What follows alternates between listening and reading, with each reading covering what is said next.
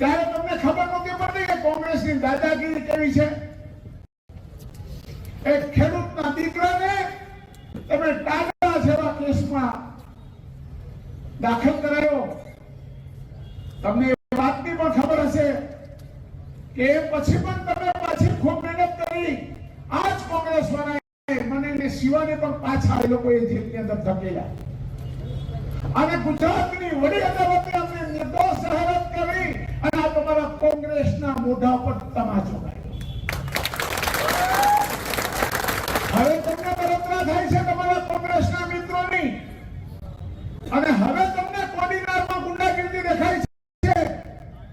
બે સત કહું છું, છાતી ઠોકીને કહું છું કે આ શહેરમાંથી ને તાલુકામાંથી કોંગ્રેસની ગુંડાગીરી કોઈએ નાબૂદ કરી હોય તો અમે લોકોએ કરી છે। અને હજુ બી ધ્યાન રાખજો, મેં ઘણા વર્ષો અગાઉ પણ કીધું હતું કે મારા શહેરના એક પણ નગરજનને પરેશાન કરવાની કે હેરાન કરવાની કે બ્લેકમેલિંગ કરવાની જો કોશિશ કરશે ને તો મેં ત્યારે કીધું હતું ચીરીને યાદ રાખજો। હજુ પણ તમારા ગમે એવડા આવે ને એનાથી અમને કાંઈ ફરક પડતો નથી અને એ અમારાથી ડરતા ન હોય ને તો અમે તો કોઈના ભાગથી પણ નથી।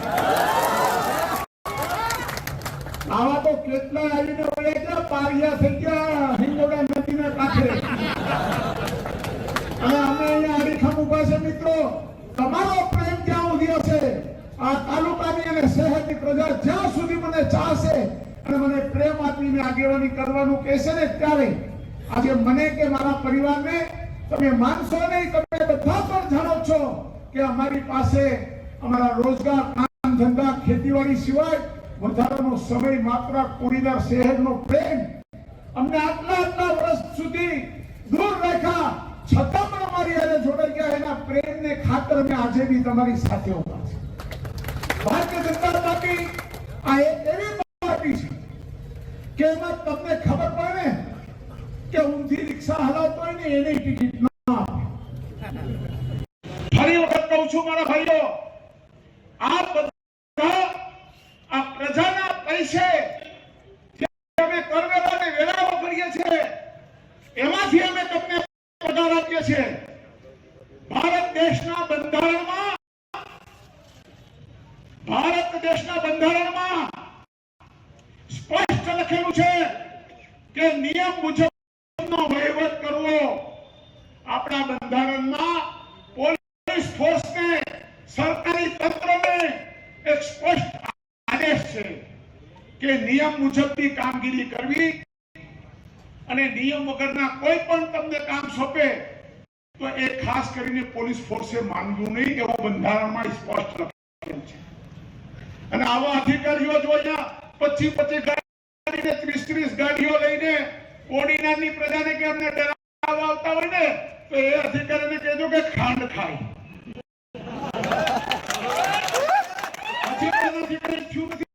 હજી પણ નથી થાય કરી દે।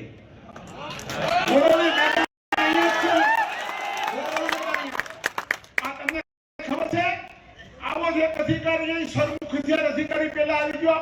આપણે પેલી મારી ધારાસભા યાદ કરો, આજ મેદાનમાં અહીંયાનો પોલીસ ઇન્સ્પેક્ટર હતો, એ કહેતો હતો ને કે હું દોડાવીશ અને એને મેં હું સંભળાવ્યું હતું યાદ છે ને? અહીંયા જ હું જીતાડો હતો, અહીંયા જ હું ધારાસભ્ય તરીકે જીતી રહ્યો હતો। અને આજે પણ એ અધિકારીને એની વાત માનનારા એની નીચેના અધિકારીને પણ કહું છું કે ધ્યાન રાખજો। મારે તમે ચૂંટણી પણ જોઈ છે તો અમે પણ ચૂંટણી પણ જોયું છે અને ચૂંટણી પંચમાં ન્યાય ના મળે ને તો અમે સુપ્રીમ કોર્ટ સુધી પણ જોયું છે। આ કોઈ ધમકી નથી કે કોઈ ડરાવવાની વાત નથી, અમને બંધારણમાં મળેલા મારે વિશેષ કાંઈ કેવું નથી। મને આમાં ત્યારે કોથી મને કોઈ પગ દબાવે તો હાથ દબાવે તો બંધ કરી એટલે હું હવે મારી વાતનો વિરામ આપું। પણ આ બધાને કહું છું કોઈનાથી ડર્યા વગર માત્ર માથે ભગવાનને સાક્ષી રાખીને તમારો અંતરનો આત્મા કહે કે ભાજપના ઉમેદવાર સારા છે અને અમારા ગામનું અમારું કામ કરશે તો તમે એને ચોખ્ખે ચોખ્ખો 4 મત 4 કમટમાં જ્યાં પણ આપણા